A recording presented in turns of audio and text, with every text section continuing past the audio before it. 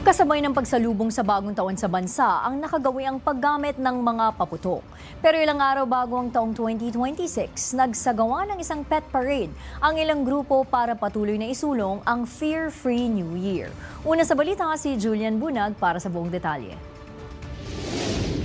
Sa pangunguna ng Philippine Animal Welfare Society o PAWS at Eco Waste Coalition, isang pet parade ang isinagawa sa Quezon City para sa Iwas Papotoxic event ngayong taon. Bagamat nagdudulot ng panandaliang saya at ligaya sa mga nakakakita ang paputok, takot at stress naman ang maaaring maidulot nito, lalo na sa mga alagang hayop. Layo ng Iwas Papotoxic campaign na himukin ng publiko na itigil ang paggamit ng paputok sa paggunita ng bagong taon. Bukod sa maaari rin itong makapinsala sa mga hayop na kapag daragdag din ito ng polusyon sa hangin at panganib sa kalusugan.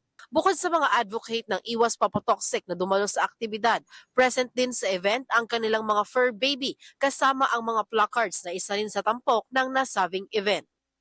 Nauna sa mga balitang totoo at laging bago, Julian Bunag, Alauna sa Balita ng Congress TV.